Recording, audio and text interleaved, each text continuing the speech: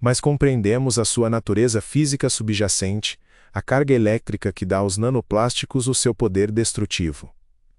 Ao abordar esta causa, isto é, ao remover essa acusação e desarmar o assassino, podemos dar à biosfera e a nós próprios uma oportunidade de prevalecer.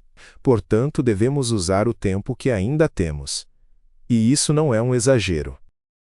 Nossas habilidades cognitivas estão diminuindo rapidamente, e isso é sério. É o resultado do acúmulo de nanoplásticos em nossos cérebros. Você já deve notar isso em você mesmo e nas pessoas próximas a você.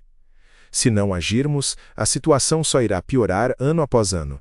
E agora você aprenderá por quê. A era da extinção intelectual, 1h38 da manhã, 2h01 da manhã. Ao longo do século XX, os cientistas observaram uma tendência. Desde 1932, as pontuações de QI têm aumentado constantemente. Este fenômeno ficou conhecido como efeito Flynn. Contudo, entre as gerações nascidas após a década de 1970, o aumento do QI inverteu-se para um declínio gradual. 2h03 da manhã, 2h27 da manhã. Os testes de QI obrigatórios para militares em vários países mostram um declínio nas pontuações desde meados da década de 1990. De acordo com outro estudo realizado entre 2006 e 2018 na Northwestern University, os americanos mostraram um declínio no QI em 3 das 4 áreas cognitivas.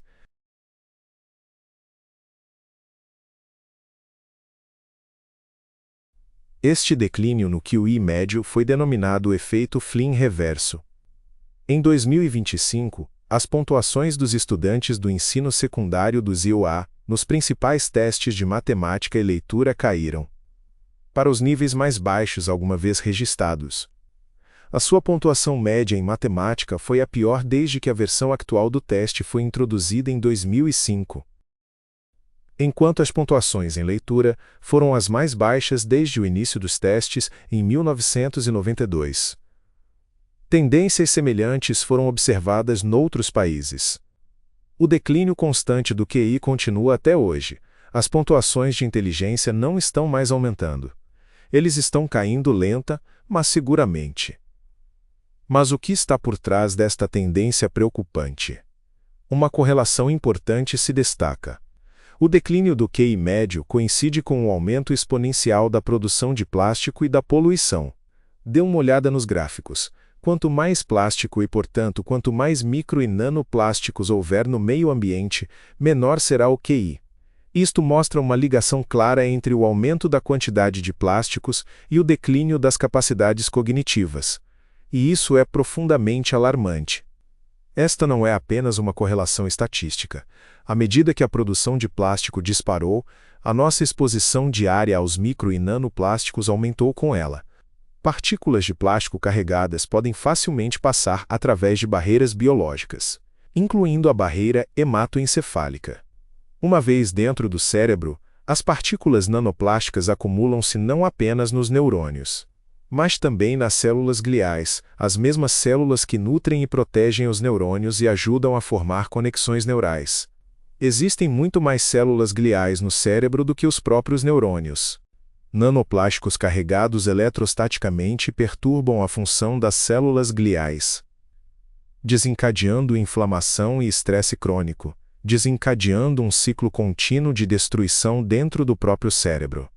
Para o cérebro, o estresse crônico e a inflamação são como um computador funcionando com uma bateria criticamente fraca. Quando a bateria está quase descarregada, mas dezenas de programas ainda estão em execução,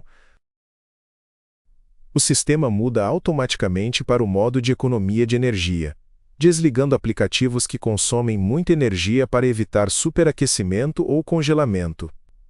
Nosso cérebro funciona de maneira semelhante.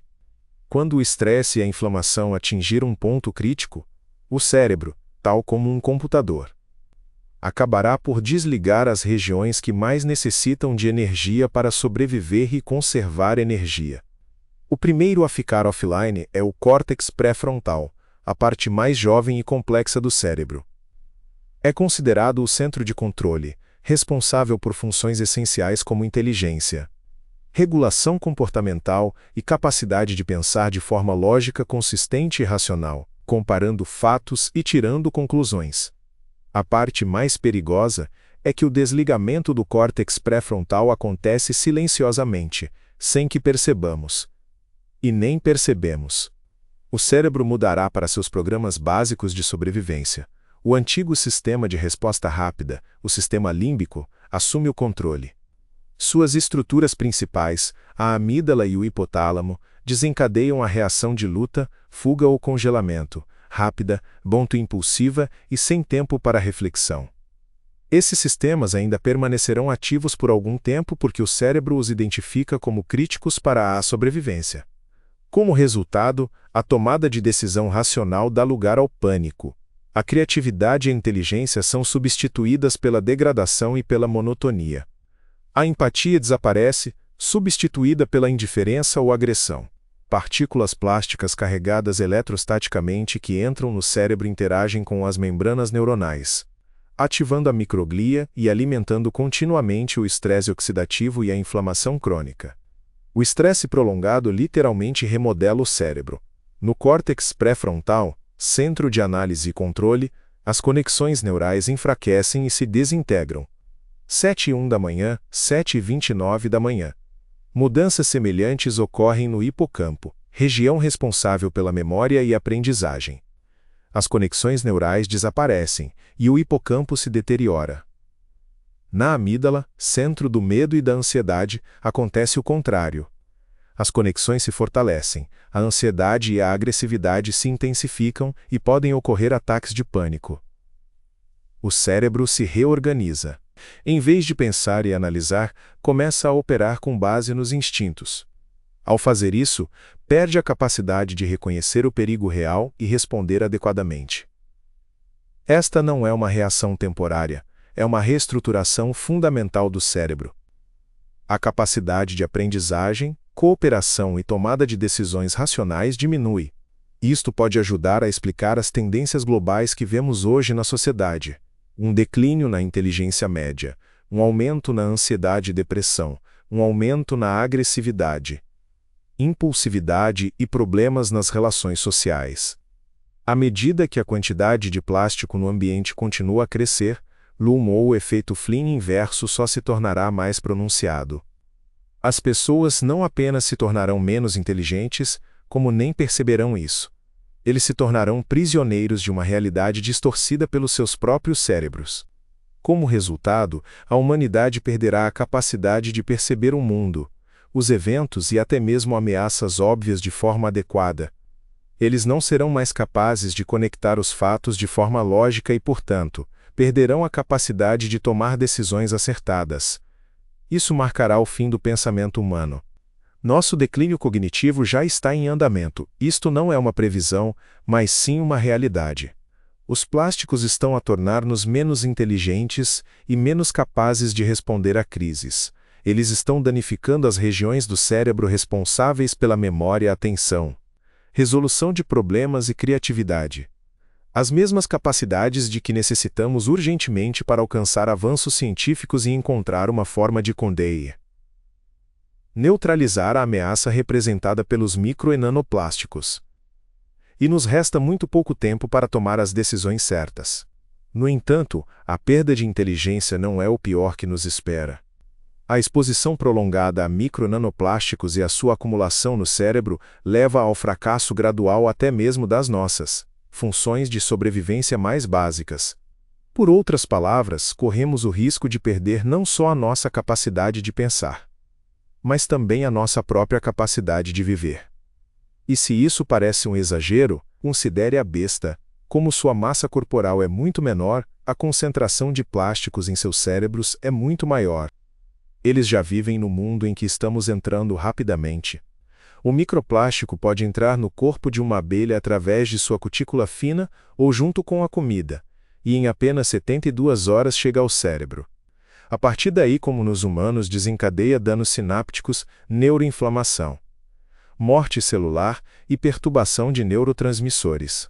A abelha perde massa corporal, seu metabolismo fica mais lento e sua imunidade enfraquece. Seu olfato, memória e navegação começam a se deteriorar. E as abelhas param de reconhecer sua própria colônia e não conseguem mais encontrar o caminho de volta para a colmeia. Com a exposição prolongada ao nanoplástico, o dano torna-se fatal. O sistema nervoso das abelhas entra em colapso sob a pressão e algumas simplesmente morrem no meio do voo. Veja esta foto. Você pode ver o cérebro de uma abelha que foi penetrado por nanoplásticos. Essa quantidade de nanoplásticos foi suficiente para causar sérios prejuízos cognitivos na abelha. Qual é o ponto crítico a partir do qual, tal como a abelha, começamos a reconhecer o mundo que nos rodeia e morremos no caminho para casa? Se nada mudar, este é um futuro que nos espera. 11h18 da manhã, 11h33 da manhã. Também é importante reconhecer que não existe um nível seguro desses produtos químicos no corpo. Portanto, embora a manifestação possa levar algum tempo em doses mais baixas, não está imune ao fato de que em doses mais baixas é seguro ter isso. Por que isso é importante? Penso que é importante por muitas razões, porque assim que definirmos o limiar, vários grupos de interesses especiais defenderiam a manutenção da concentração de micronanoplásticos abaixo desse nível, seja no solo, na água ou seja lá horas que for. E o que isso significa é que podemos ter algum grau de micronanoplástico nas nossas fontes, ar, solo, água e assim por diante. Mas é um impacto cumulativo, temos que lembrar. Não é um limite específico em um determinado momento na fonte de tudo o que consumimos, mas é um impacto cumulativo em nosso cérebro. E não sabemos isso honestamente, porque é o fator tempo que será diferente para mim do que para uma criança que não tem um cérebro totalmente desenvolvido versus um cérebro adulto. 12h28, 12h50. Lembremos que uma única partícula nanoplástica no corpo humano não equivale a uma célula morta. Depois de destruir uma, a mesma partícula não para. Ele continua viajando pelo corpo, matando uma célula após a outra. Portanto, mesmo as menores quantidades de nanoplásticos danificarão o cérebro. E é por isso que não existe concentração segura e nunca existirá. A única diferença está na taxa de destruição. Ou seja, quanto mais nanoplásticos houver, mais rápido será o processo. Estas partículas de plástico destroem a biosfera e as células do nosso corpo. Eles danificam organelas e biomoléculas, incluindo mitocôndrias e DNA, levando à redução da produção de energia, à mutação genética, à quebra das conexões neurais e à interrupção dos sinais cerebrais que regulam nossos órgãos e funções vitais. Tudo isso acontece imperceptivelmente em nossas vidas diárias, no entanto, dentro do cérebro já está em curso uma destruição sistêmica silenciosa. A questão é: será que nós, como humanidade, reconheceremos a escala total desta ameaça a tempo e encontraremos uma forma de retirar aos micro e nanoplásticos a sua capacidade de acumular e reter carga